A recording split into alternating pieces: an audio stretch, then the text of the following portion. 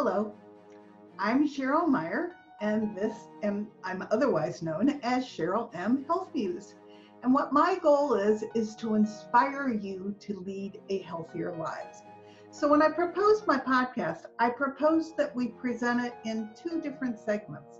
The first one is It Feels Good to Feel Good, Future Proof Your Health, where I get to share everything I have learned to return my health back to relative wellness and to live a pain-free life in spite of the fact that I have autoimmune disease. But the second part of my podcast is this episode, and that's Tell Me Your Story, the Health Muse is in. My concept with this is it's all fine and well that you hear me tell my story, but I get a lot of, it's all fine and well that it worked for you, but it's not going to work for me. And I wanted you to hear that there are lots of people out there that have made changes in their lifestyle that have supported their health and brought them back to relative wellness. We all have a couple things in common. We all owned our own health. Whatever the doctor was suggesting we did was going on a parallel path to us making these lifestyle changes where we did things that cleaned up our toxic load. We all pay attention to our body. You'll hear jazz in the background because I want you to listen to the rhythm of your health, and I want you to pay attention to what your body is telling you. My body had been trying to tell me that I was going to topple over into toxic load for some time. I just wasn't listening. So if you clean up your lifestyle and if you listen to your body, you have a very good chance not of being deprived in any way, but returning to feeling darn good. And that's what these podcasts are really all about. So thank you for joining me. This is going to be a Tell Me Your Story, the Health Muse is in episode, and I hope you enjoy it, and I hope that we all inspire you to lead a healthier, happier life. Thank you.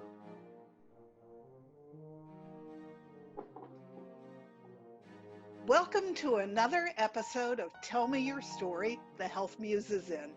I am really excited today to have Dan Williams joining me, who had a major heart attack and turned it around and won the Maryland Senior Olympics running contest. So this is a man who owned his own health, but he went from almost not surviving to being in prime health now in his senior year. So his story is an important story for you to hear, and he's a hero to me. So I want you to hear him tell his story his way. So welcome, Dan. It's delightful to have you here today. Oh, thank you, Cheryl. I'm honored to be a guest on your show and all you do for the community in regards to health and wellness. Thank you. So give us a little bit of background. I'm assuming that your body was telling you for a while before the heart attack that things were not completely right. So why don't we start there, and then we can come to the grand moment when you actually had the heart attack and had all kinds of things wrong, so they didn't even want to do the bypass surgery. Well, let's see. So indeed, I was a poster child for, hurtling towards a heart attack.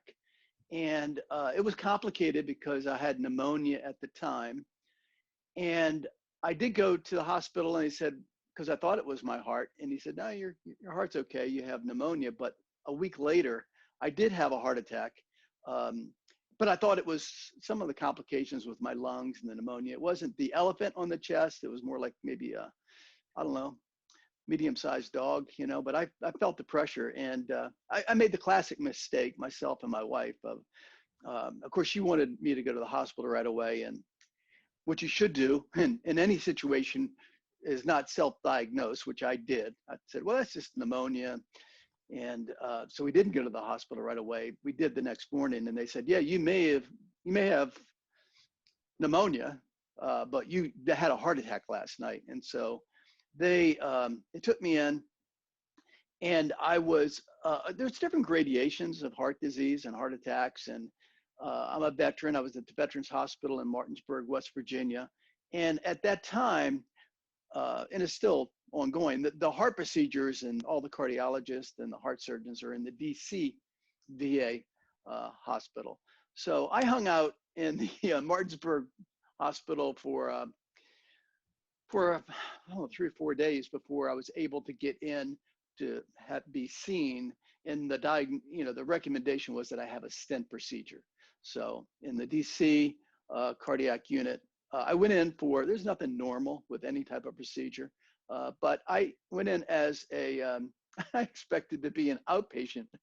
Well, it turned out I was an inpatient for about 5 weeks because during that stent procedure, I had multiple heart attacks. Of course, I was sedated, so all was relayed to me. But I had multiple heart attacks to the point where the cardiologist literally had to call up to the head heart surgeon and say, and I mean, this is kind of paraphrasing, but it was, Houston, we have a problem.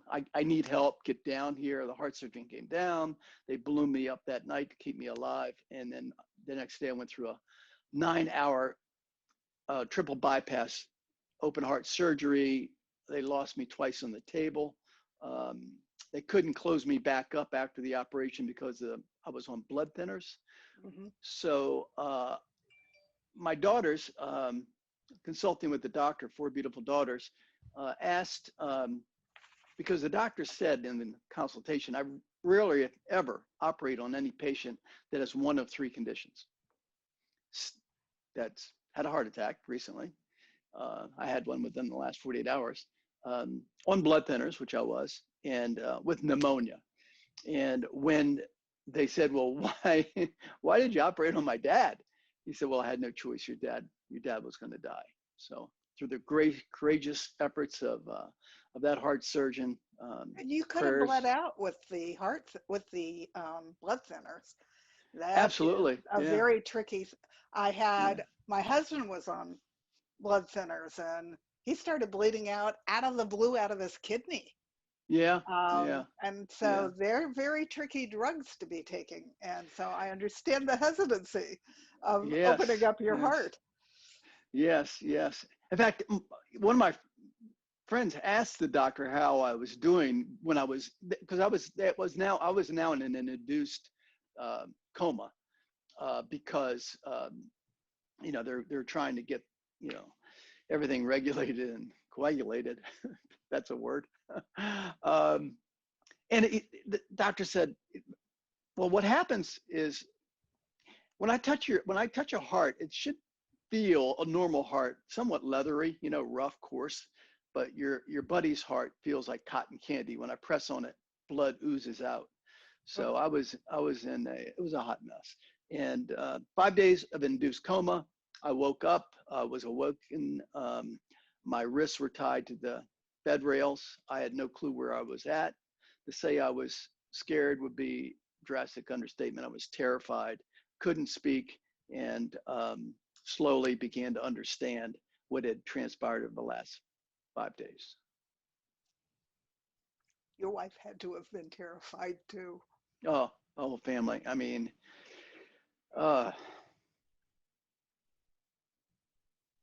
yeah, it touches, it's been now, that was 2012. And when I reshare that story, even though I've shared it many times through, American Heart Association has written about that story, and in the second part of it, which is, my recovery and quest for fitness and returning to track and masters competition. But when I tell that story,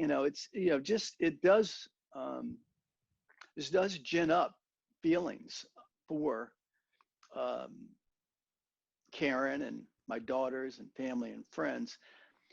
They, at the Veterans Hospital, a shout out, they have what they call the Fisher House, which is a beautiful home for families that they can stay, the kitchen area. So, in a way, they bonded and they all got together there, and thank God for the veteran system and the Fisher House Foundation. But it was a very, very scary process. They did somebody took a picture or two. So they said I was looking good at the time when I was still in the coma, but it was very touch and go, and I'm blessed to be on the other side of it. Wasn't your time. It wasn't. No, So you're no. a lucky man. I am. I'm So, blessed. so you got out of the hospital, and then what did you do next? Well, I went back to work sooner than I should have. I just wanted to get back into the game. So I literally, this was January now of 2013 when I was released. And they said, yeah, you probably should, I paid leave and, for short-term disability, but I opted to go back to work. I don't necessarily regret that decision. Probably should have waited a little longer. But once I got back into the routine, I literally, although outwardly I was, I was the walking wounded, outwardly, I looked okay. I mean, minus about 20 pounds that I lost during the process. But, I was functioning. I'm in sales leadership position. So I did get back into the groove and was very motivated to do that. And when you're sick and you're certainly in that stage, the last thing I wanted to do was be by myself. I wanted to just get outside of myself. And that did help emotionally. But Cheryl, what happened, the asterisk to that story, you would have thought that would have been my bottom. But then as the next year and a half, 2 years, 3 years, I started slipping back into my old patterns of not eating correctly, not eating nutritional food, stress, not managing my stress, not exercising. And so what happened was I started to put on weight. I started not feel good about myself. And then one night at the dinner table, an inner voice came to me, literally as clearly as we're having this conversation today. And that inner voice spoke to me. And I'm paraphrasing, but this was the message.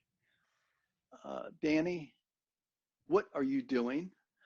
You're in extra innings. You've been given a gift so freely, and here you are squandering it. You're now back to your old habits, and you are not going to get a second chance. This is it. And it was at that moment that I made the decision to return to my passion of running. I'd run in my 20s and 30s 3 marathons. I ran 400 meters in school, but life took over, and that was all in my past. But I did reconnect with that passion and was fortunate to connect up with a master's track team. Now, master's track or master's athletics is 50 years and older. Mm-hmm. And, but I was fortunate didn't even know they existed. Master's track team. I'm now under the guidance of a coach, great teammates. I actually blessed to be on a team with world record holders, national champions here in the local DC area. I made many mistakes before I got connected with that coach, with injuries and just my spirit was not aligned with my aging body. I was 67 at the time when I got back into running. So I took about 1.5 years of making some mistakes and not knowing what the heck I was doing. And then under the guidance of the coach, I've really am now into a routine he understands athletes at my age and the egos and thinking that I'm now 71, with the spirit of a 16-year-old and the knowledge of about a 6-year-old in terms of what I should be doing.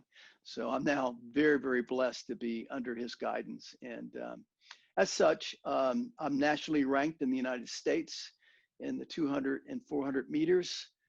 In the master's category in my age group. I've won at the Maryland Senior Olympics, as you mentioned at the top of your show. I went on in 2017. I went on to win 4 gold medals, a silver medal, and was awarded United States track and field recognition as an All-American for the times that I clocked in the 50 meters. Isn't that fantastic? Now, I'm assuming not only were you training physically, but you changed how you ate. Sorry, I have a new kitty who's decided he's fascinated with what we're talking about. Okay, join the conversation. Yeah, well, yes, great assumption, because as I started to get back into shape, you know, my willpower is not, you know, I mean, it's like, you know, ice cream and all that stuff. I really, I'm in extra innings, just the way my eating habits have been. But um, it's like Krypton to me. Back to the Superman days, giving away my age. No, So what happened? look, I have 18 sensitivities. I call them my kryptonite Oh, do because you? they give Okay. me inflammation with the snap of my fingers. So Hey, figuring out what they were was my first giant step back to no pain. well, great, great. So you get the kryptonite, But you we're know, the just get, same age, so yeah, I know. So kryptonite, for those, it's a little rock from some planet that Superman came from that cripples him. It's the only thing that really cripples him. So, you know, Ben and Jerry's is my kryptonite. Uh, so what happened, Cheryl, was that as I started to get in shape and fit, certainly my body regulated itself. And it, you know, I'm a big believer, although I'm not, you know, steeped in the health field anywhere near to the extent that you are, but I do understand that your body will crave what it does need. You know, and so I started to naturally eat. I cut out sodas, I cut out ice cream because I just didn't have that same craving for it as I did before because my body rejected it. It just did not, you know, the highs weren't worth the lows in terms of the desserts. So yes, my eating habits and hydration and wanting to eat more healthy. Although you know, I do treat myself every once in a while, but I don't enjoy it as much. And that's a blessing of being fit and active and in shape. Your body just the craves less the you things that eat will it, help it. it's actually sugar's an addiction. And it turns off the hormones in the back of your head that regulate your attitude, your appetite. Hmm. I thought I had no willpower my whole life. Guess what? It had nothing to do with willpower. I was completely addicted to sugar, and it is Mm. as addictive as cocaine and heroin. Mm. So if you don't deal with that, and partly your drinking soda was part of that, Sure. when you cut out the soda, you started to taper off the large amounts of sugar that you were putting in your body, which would have lowered your desire to eat so much of it. There you go. Thank you. It's kind of amazing, but that's how it works. Hmm. And then the other thing that makes that happen is all the synthetic fake chemicals in processed food do the Hmm. same thing. Hmm. MSG is in processed food under 39 different names because we know MSG is not good for us. So why not let us know that's what that ingredient is? Right. Right. And it Bait and does the switch. same thing, right? It turns off the regulator of our appetite, making us think that we're always hungry. Mm. Mm. So yes, nutrition has helped, you know, my relationships, just the quality of life. I've been able to travel. I was in Albuquerque last June at the Senior Games, 13,000 of us. And it's not obviously track and field. Have you heard of pickleball? No, it's a Yeah, great name though. yeah, pickleball, and it's a fastest growing sport, especially for those 50 and over. But it's a fastest growing sport. You should Google it. It's a combination between ping pong and tennis. You know, and it's bigger paddles, and but there's a net. So they have pickleball, they have swimming, golf. 13,000 of us athletes were out at Albuquerque, New Mexico last year, and just what a thrill. There was a woman there. Julia Hurricane Hawkins. She's a young 103-year-old that ran the 100-meter dash. Oh, wow, that's my kind of gal. Wow. Yeah, oh, you guys will get along great.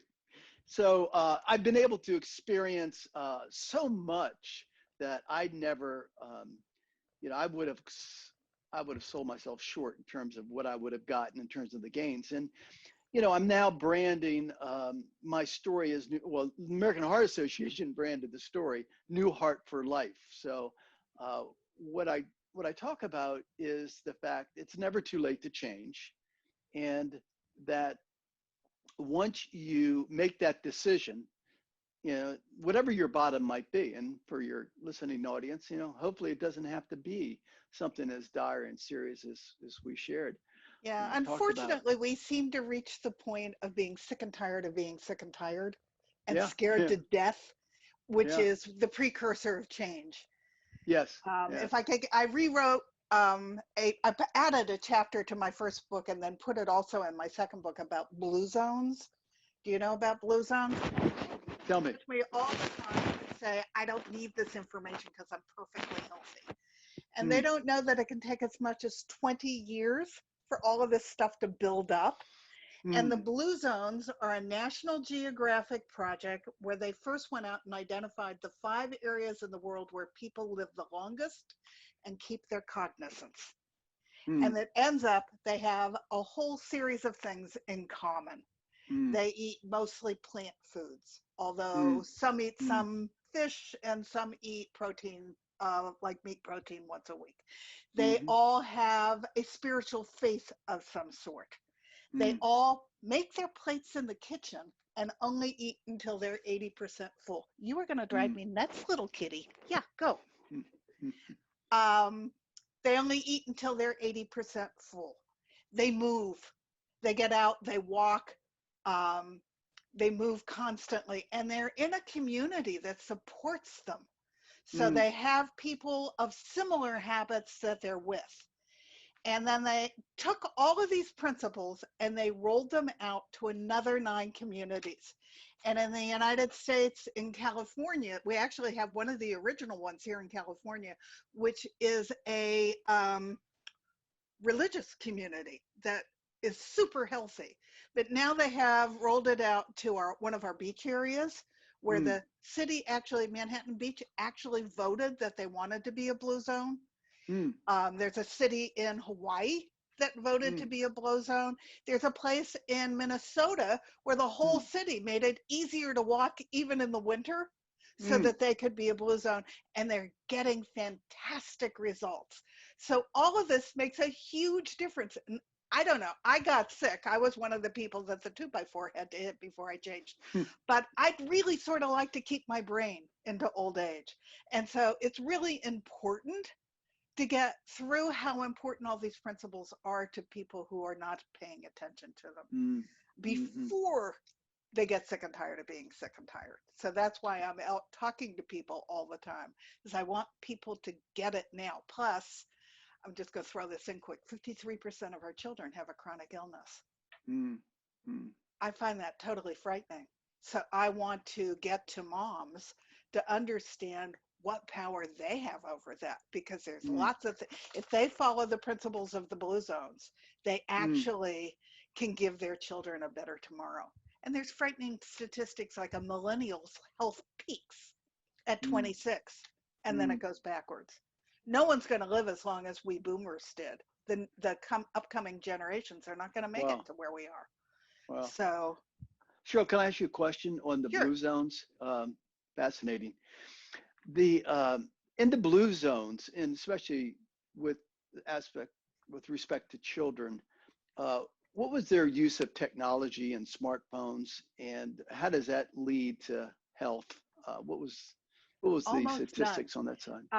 One of them was in Okinawa, Japan. One of them was on one of the Greek islands. They didn't Hmm. have a lot of technology. Okay. So, and even their televisions, they got up to change the channel. You know, we don't do any of that anymore. So, and it talks about that. They didn't, that was Yeah. part of their life.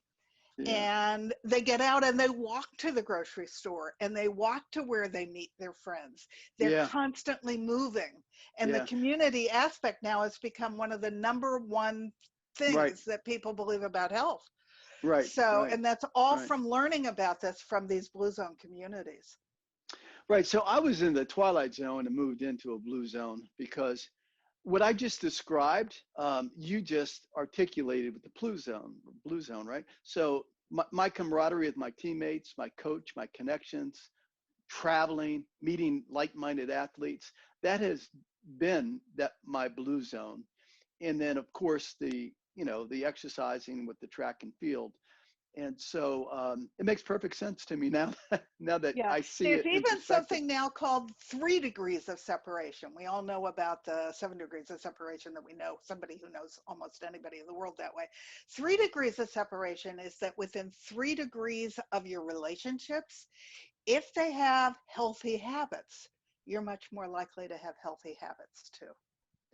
You know, my daughters now, my whole story is reversed where, hey, is dad doing okay? Certainly, of course, during this time periods, but even before then, children always worry about their parents. And, is dad okay? How's he doing?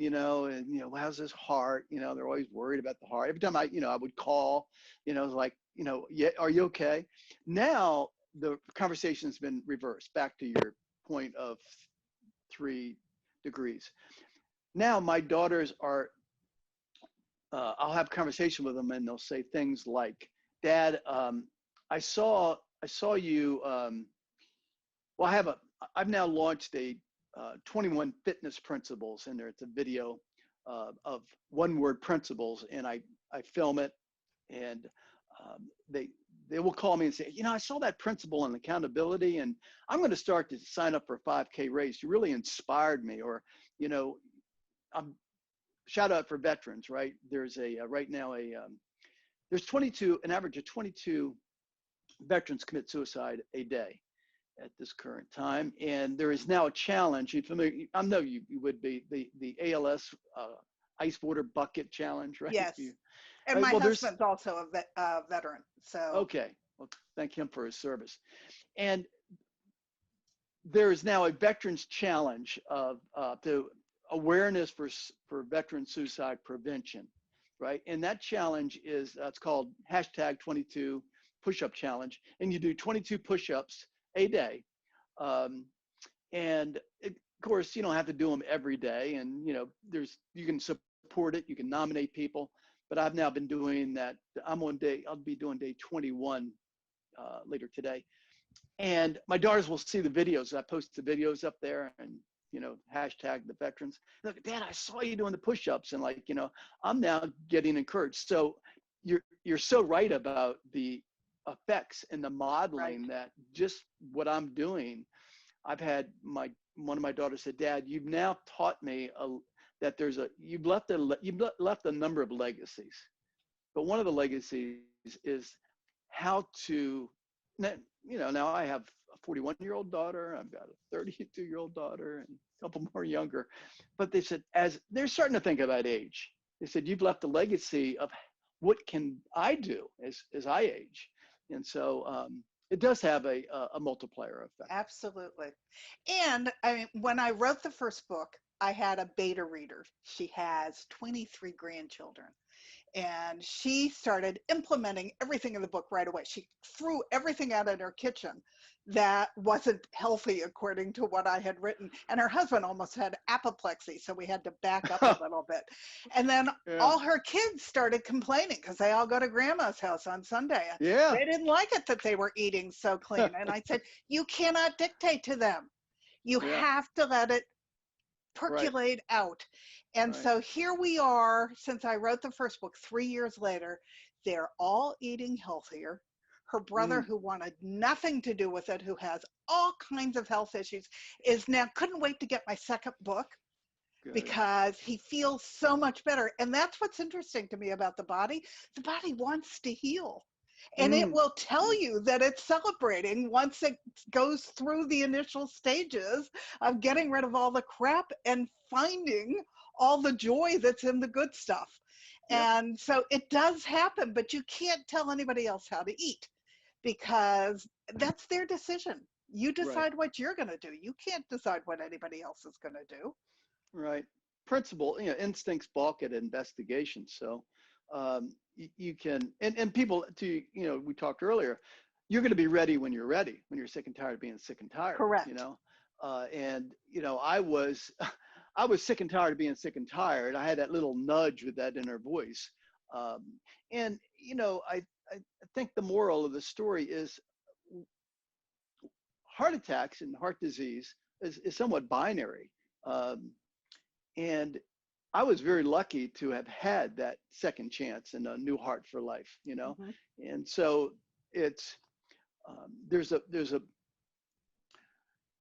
when I was in Albuquerque, I came across a gentleman by the name of Mark Middleton, and he's authored a book in a real, um, it's a movement, and the movement is grow. Name of the book is Grow Bolder, right? Growing bolder, and the adage is grow bolder, not older. And one of the principles that he talks about, and I know this is right in your wheelhouse, what I've researched on you, is motion versus medicine. Oh God, yes. And I'm Motion not versus opposed to medicine. There are things that we need, but if you can find a holistic way to do it first, right, right, wow, I'd much rather take that because those agree with my body more. right. Yeah. So I guess the theme of this, I've learned a lot. Is talk about that blue zone. I mean, my story is not anecdotal. It's not. I'm not terminally unique in terms of my story. I'm now in a blue zone, but But it you was. are unique because you owned your own health, Mm, which is what allowed you not only to recover, but to recover to excellence, which is an amazing thing. Not everybody does that. So mm, don't downplay your victory because okay. it's worth relishing. Mm, mm. And why don't people own their illnesses? And what is that denial all about? I think that we have become, especially here in the United States, a country of convenience. Mm, When somebody hires me to coach them, my initial struggle is to get them to cook, even mm, though it may not take them any longer than to go through a fast food line. mm, But they just, it's that we are so conditioned to opening up a box or driving through driving through a pickup place. The fact that it's not good for us isn't enough for us to not to want to do it the easy way. mm, And mm. so, I have a whole bunch of tips to get people started with it. But there's a struggle because in the beginning, they just don't believe it. And I have a whole chapter on how much fun it is to go to different farmers markets because it is. I am Mhm, still a foodie, but where do I find all my fun foods now that are healthy and not mm, junk? I, mm, I go to several different farmers markets and they have mm, different foods that are fantastic. mm, But you have to find out, and you find like people, again, your 3 degrees of separation at a farmer's mm. market. They're all mostly pretty healthy people. Right, right. But Birds of a feather. even knowing how your food is grown and talking to your farmer, we've Yeah. gotten away from all of that. As a kid, I lived in Pennsylvania. We used to go out to the farm and pick strawberries. It was one of Mm. the most Oh, yeah. delightful things I did as a kid. Here, Yeah. they would not even think of such a thing anymore, you know? Hey, yeah, we'll have Uber deliver the strawberries, right? Right, right. And yet, Small that's Uber. why I did a whole chapter, a whole section on kids, because I want them to know where their food comes from. And when you read the statistics about that, they think that chocolate milk comes from brown cows Mm, because they don't mm, learn it in school anymore. And we have to be reading to our children and encouraging the joy of reading and getting their hands into the dirt because they need those mhm. microbes, all those things that I grew up with that we're not doing with our children, but they're important. Sure. You mentioned the term comfort zone, and Hmm. I talk a lot about the comfort zone in the 21 principles. And the comfort zone is there's layers to it. There's that large layer in terms of just the prosperity that we now are living in and the conveniences that we're living in, that is unique from you the last 5,000 plus years of human existence. But the comfort zone is something that no one is immune to, because it's a natural state. And given an example of running, right? Just when I'm getting ready to go to practice, I'll have that. Oh, do I really want to do this? The committee starts talking, right? Hmm. The resistance. The only thing that really improves sometimes is the ability to rationalize. And the commit. And I talk a lot about this in the principles. Like you're going to have this comfort zone, and it's really in steroids on us right now. And so, how do you break out of it? Well, just knowing that it's a natural state. The next zone is fear, right? Right. And so well, maybe if I go out, I'm going to hurt myself, or I shouldn't be doing this. So what we need to do is be intentional about breaking, and it's much more difficult these days, isn't it? Breaking out of that comfort zone and knowing that that place is going to get us in trouble. And we have to get comfortable with being uncomfortable. We need disruption in Right, order to right, change. right. And I think that's partly what COVID is. It has Yes. dramatically disrupted all our lives. I'd like to think we're going to come out kinder, gentler, and more loving Yes. to each other. Yes. That's Yes. my hope. But Yes. yeah, it's a major disruption. And I think everybody would agree with that. But what we do with this opportunity is going to make all the difference. Right. And what happened, I mean, and that's a perfect analogy with COVID. So what happens, just speaking personally, I was all set up to go to Toronto in July for international competitions. We had, I'm a veteran, as your husband is, and there's Veterans Golden Age Games that were going to be held in Madison, Wisconsin. In February, I was just peaking for a lot of competitions that I was really looking forward to that we had worked very hard for over the fall and winter. And what came upon me with COVID? Fear. I was literally kind of stuck in my place, and I didn't know what to do. I was frightened. I was angry, all those stages that we go through. But I soon realized that I have got to get focused on something, right? I've got to stay motivated. So I've been able to stay fit and, taking up projects like, the 8,000 photos that are out there in the cloud, and organizing those. I looked into genealogy, and I've always been fascinated with genealogy and kind of putting some of those pieces of the puzzle together, filming these 21 fitness principles, which I'm very, very proud of because it was cathartic, because you've written books, right? Right. So the feeling of, sure, you want to help people, and get that message out and have it be scalable. And I had all of this inside in terms of the principles that I had learned: making the decision, accountability, being intentional, and having intention, a coach, teammates, there's 21 of them. And being able to record those and to script them out and to be able to get them in a place where they're there has been just a marvelous benefit that I never would have been able to do if that, as you aptly stated, that disruption wasn't thrown upon me. I never would have been able to have done that. Oh, look, And I I was encourage people to do anything the but same. healthy when I got sick. And I'd had all the signs. Right before I woke up and couldn't move because everything hurt, I woke up and my tongue and my lips and my eyes were swollen shut. You would have thought I would have paid attention. Hello. But I didn't. I got through it and went right back to my old ways. And then the 2x4 came down and I couldn't miss it. I couldn't move. Right. That Can was you hear me now? the Right. Can major, you hear me yeah. now? You Can get you hear it? me now? Yeah, you need to pay attention. No more of this through the brain with the speed of light stuff. Yes. Well, So, congratulations. You've got a great story as well. and it's unfortunate that we need the disruption, Right. but it does propel us forward and Right. get us to do things that we never would have done before, which are quite marvelous in themselves. Mm-hmm. So I have come to appreciate disruption in a way I didn't before. Mm-hmm. Yeah, we'll never, and I've heard people go, well, I want things to get back to normal. Well, these are the same people that I heard that were totally unhappy with what normal was. Right? I want things to get back to where they were. I mean, it's like, when you were like really stressed out and not, and you couldn't stand you're in the California area, I'm in the DC area. So, when you were complaining about traffic all the time and sitting in traffic, is that what you want to get back to?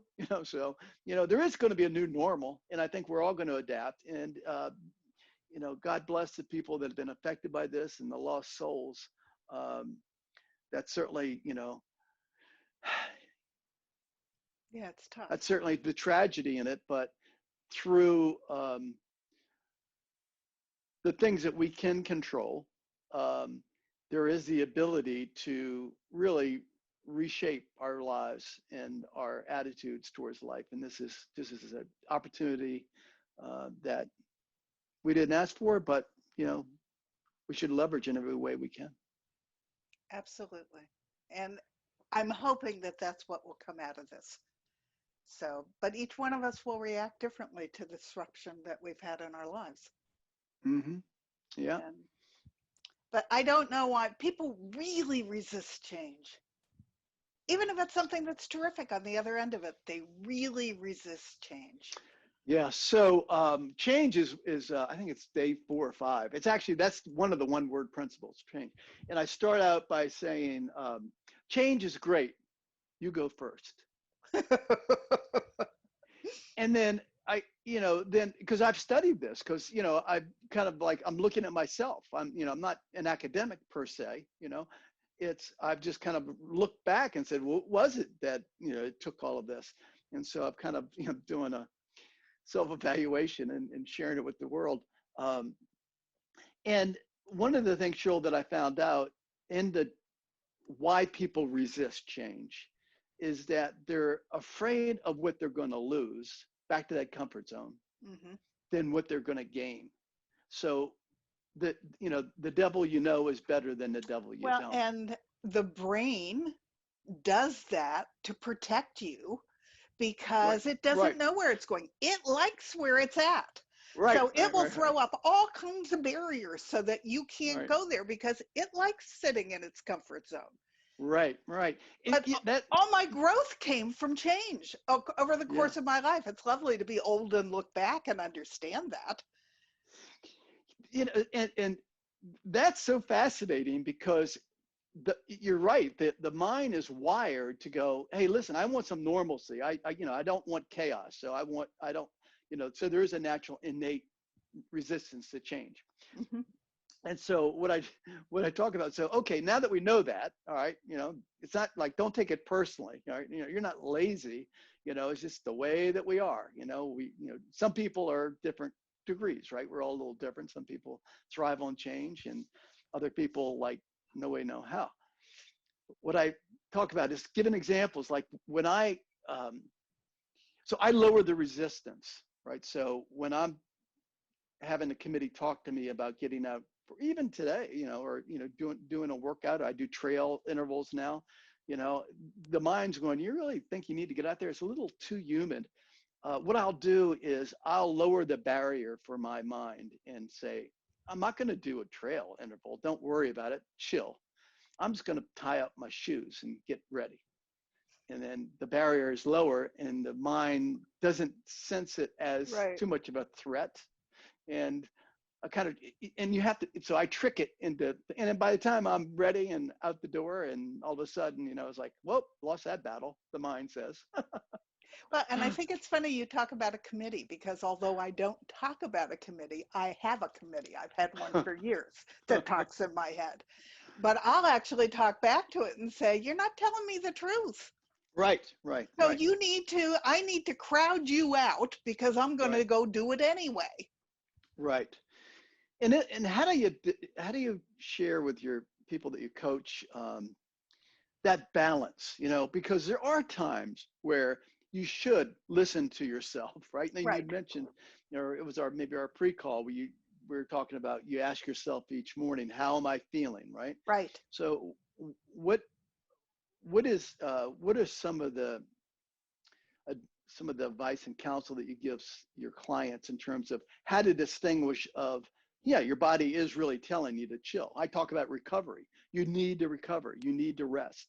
The body heals often more than in recovery than it does when it's exercising. So you do need those rest periods. So how do you Yeah, How do you manage that balance? I just keep trying to inspire them why they need to adopt healthier habits. Mm, So, and it takes time. A person needs 17 touch points mm, to hear something new that's going to mm, cause them to go out of their comfort zone. That's mm, kind of an amazing statistic unto itself. So mm, when people hear me talk, I don't care if I'm the first person or the 17th person, mm, because in the beginning I was discouraged if someone didn't hear me. And somebody said to me, my job is not to hear my message, my job is to give the message. And it perfect. doesn't matter if it's the first one or the 17th one, because eventually it will Right. ding and it will make a difference. And the fact that they heard me at all was one of the levels that they needed to go through to adopt the new habit. And Mm. so I'll talk to clients about that. If you're resisting it, I mean, and we'll talk about, why do you think you're resisting this? Why is this so difficult for you to do? Um, Uh, and I get that all kinds of different things. I don't have the time. I'm too tired when I get up in the morning. But right. partly, if you're tired when you get up in the morning, it's because you're not following healthy habits. Right. Right. So we sort of put them on the table and then look at them. Is there research on that number 17? Probably. It Okay. comes up a lot in the autoimmune books, Okay. because, and there's 140 different autoimmune diseases, by the way, and Mm, I have to have undefined. mm, Um, but I was lucky I caught it early. Some people mm. who have things like lupus did not catch it as early, and so some of that is irreversible. But a Got it. large portion, I mean, I will always have autoimmune disease, but most of the most horrific parts of it I reversed because I Mm, got rid of the inflammation and the pain. And mm, so, yeah, I still get flares. I can eat something and gain 5 pounds overnight, like a balloon. mm, mm, And before that would come with horrific pain. Now it mm, doesn't. So mm, I take that as a win. And I still have to be careful. I am still immune compromised. mm. And I forget that sometimes because I feel good. I love that. Repetition is king. Hmm. Being in sales and sales leadership, throughout my career, I would often say that it takes 45 times for you to hear a message. And people will go, and of course, with all the information now that we've got coming at us, and just the onslaught of the information age, that again is another unique aspect of our existence here in this 21st and 21st century. Um, so I'd say, yeah, it takes 45 times. And my reps would go, 45 times? That's impossible. I said, well, understand that people aren't even listening to you for 20% of that time, Hmm. right? So you get down to a number, and then they have to hear it in different ways and different sides. So just because you've said it to them 8, 7, 9 times doesn't mean they get it. And so that, whether it be 17 or whether it be 9 And times, you have I'm to sure actually, it'll be different for yeah, everybody. But what's important about it for sales is that just because they didn't hear it that time when you said it, doesn't right, mean you don't go back and say it again. exactly, right. You have Just to in a keep different, going yeah, back. You because have to get people, your ask on. we're assuming that people are actually listening, right? Right. Where they've got their cell phones, they've got other things on their mind, they're thinking about the traffic, their wife, this dentist appointment they have that afternoon. And so it does take that repetition. So in the spirit of our conversation with health, in New Heart for Life and in your passions, um, just repurpose it perhaps, but be able to communicate it. And you never know when that seed's going to be planted and Correct. rise. And I've often said, and during this interview, if there's one person, Cheryl, that we've affected, that something that you've said or I've said or just our Then conversation, it's then worth it. it's well worth it, right? Because that person, to the law of, three degrees, that one person, you don't know how they could affect their entire family. Correct. Correct. So if it's only somebody said, how many people are you getting through to? I don't know, but it's okay as long as somebody heard me. Right, right.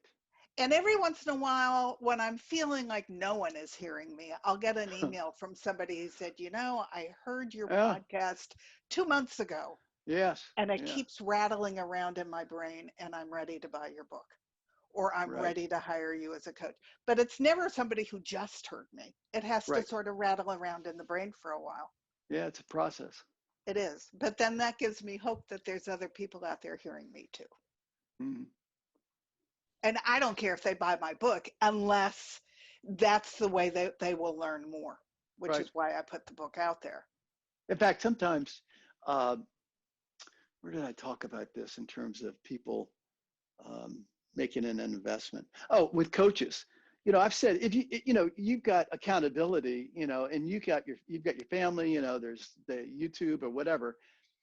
But I recommend that if you get you're a personal coach on the health and wellness side, when it comes to athletics, whatever your passion might be, if you make an investment into a personal coach, you will get more out of it because Of course. you've put some dollars into it, right? Right. I don't know what that whole psychology is, but you'll make, if it's free and it's just given out there, but if they buy your book, you've got a much better chance of them taking it and absorbing it and reading it and practicing it.